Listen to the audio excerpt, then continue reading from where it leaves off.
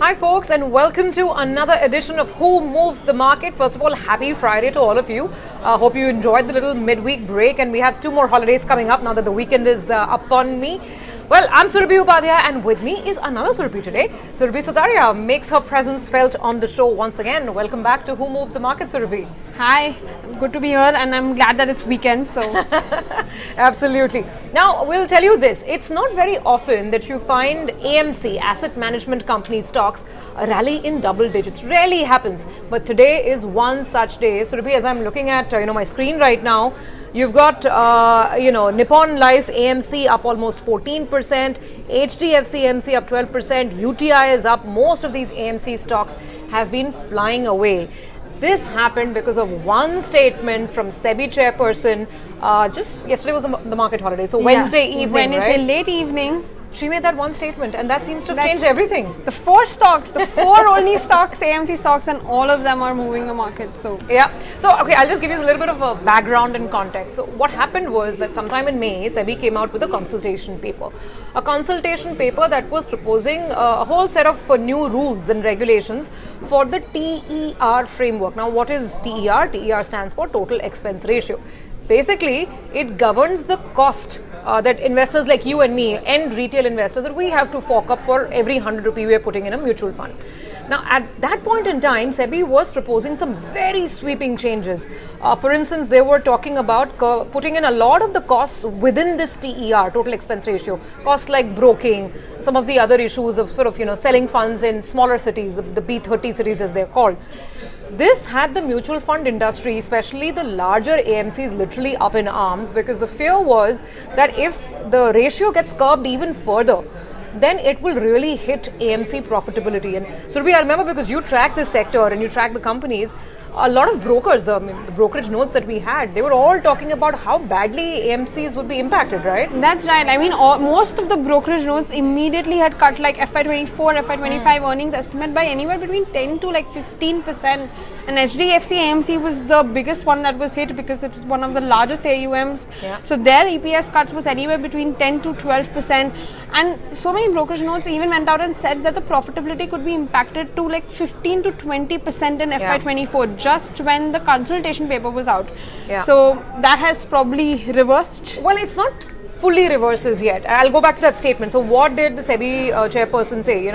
Madam Madhvi Puri Puch simply said that they have right now put on hold these new TER regulations, because they said that they've received a lot of feedback from the industry. And SEBI is going to be data dependent, data driven, and this data seems to throw up a lot of new granular details in terms of profitability of these mutual fund houses.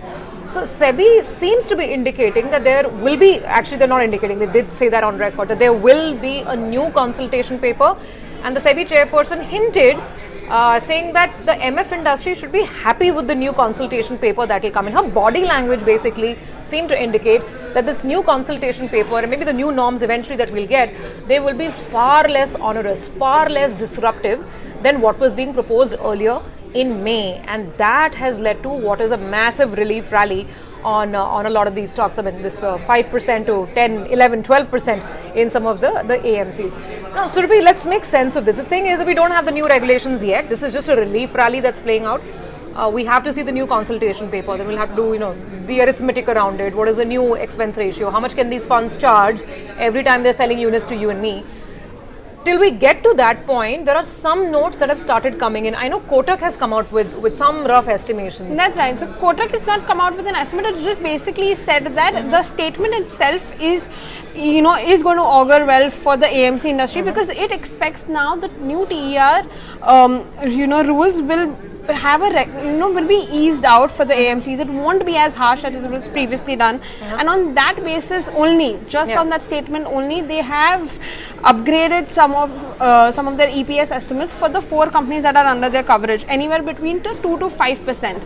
Okay. And they have said that industry has given some data points to SEBI, saying that when earlier TER was capped, what was the impact on the profitability, what kind of pass-throughs did the companies give to the customers back then, which was I think in 2018, yeah, that is was when the previous TER rules had come. Exactly. Exactly. So that is when they had overhauled again these TER regulations, and there was a slight reduction in TERs.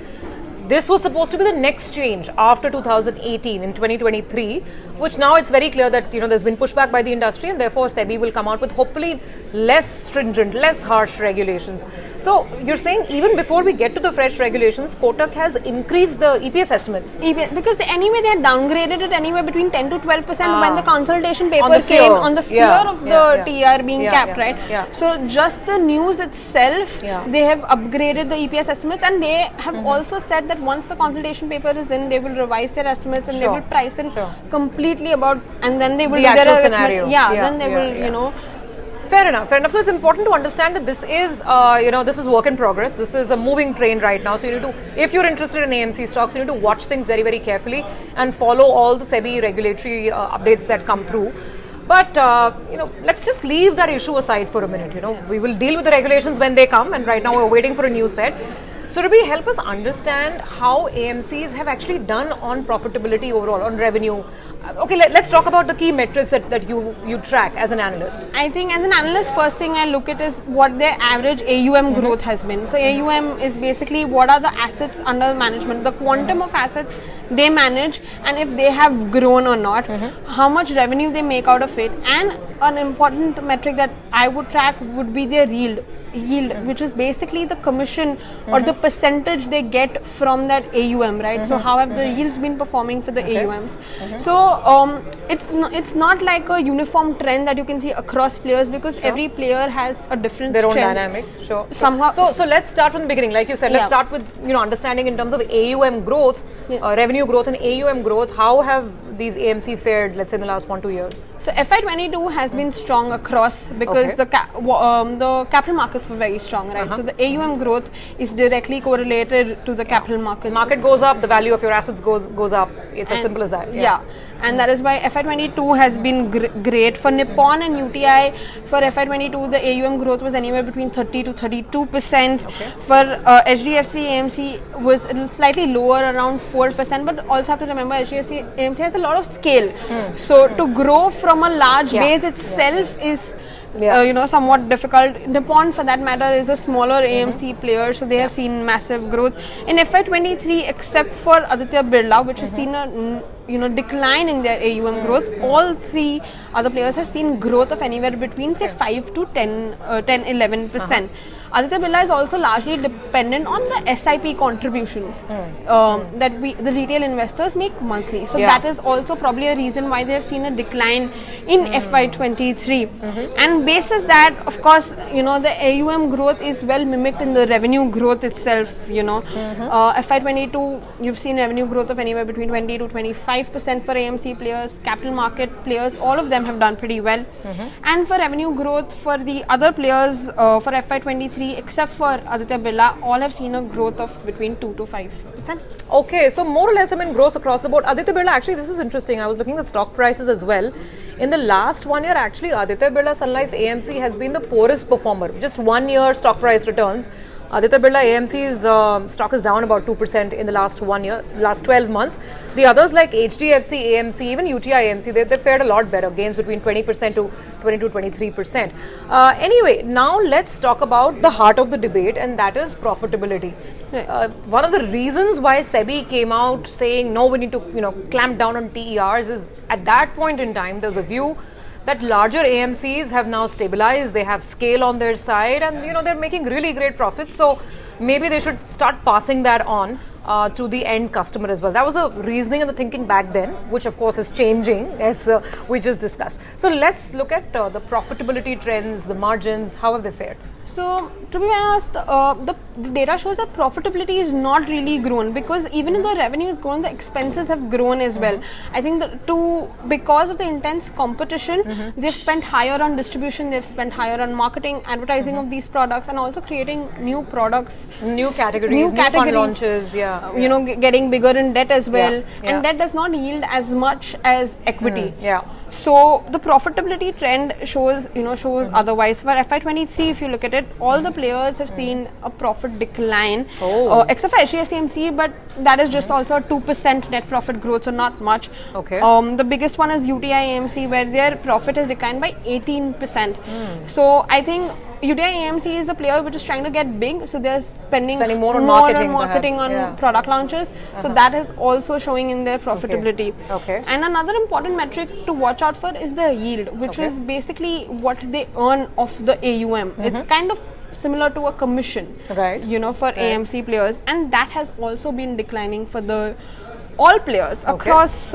If you see their revenue yields, that has declined from, for HDFC AMC has declined from say 50 basis points to 44 basis points. So even a 6 basis points makes a lot of difference for these AMC players. Right. So the net profit yields are also coming down. So overall there is yield compression, but with you know, higher SIP contributions, with higher retail investment participation, I think a lot of people are positive. A lot of brokers are positive on AMC's space as well. You know. Okay, so that kind of gives us a sense of how, you know, historic numbers have looked like on revenue and as well as on profits, which is why, Surabhi, there was such a hue and cry. I mean, I remember when these proposals came out, right from distributors to a lot of the larger AMCs. For the smaller guys, these would have been a great bet, because in the earlier proposal, smaller AMCs were being given a bigger headroom in terms of charging cost. So smaller AMC could have charged its investors more. A larger AMC was being told, no, you need to charge less because you already have scale on your side. And that's the debate that I think has gone back to SEBI now, and we'll hear what the outcome is when the proposal comes out. So we'll see how this plays along. Again, just to come back to the way stocks have done, as we just discussed, HDFC AMC hasn't rallied that much. Aditya Birla Sun Life AMC hasn't rallied that much in the last 12 months. But some of the others are up, so 22%. So how do the valuations look? So interestingly, before we go into valuations for Aditya Birla Sun Life AMC, the market share has been quite erratic. So they were at 18%, then they went down to 9%, now they're climbing back to 16%. So the market share has been quite erratic, and that's showing in the valuation as well. HDFC AMC is the most expensive of the lot, of course, because they have captive distribution with their bank branches. They have a brand name, so that speaks in the valuation. They are at 28 times FY24 PE. Aditya Birla Sun Life is at 18 times FY24 PE. So Aditya Birla and UTI are almost in the same levels at 18 times FY24 PE, right? And Nippon is a small player, but it's growing well.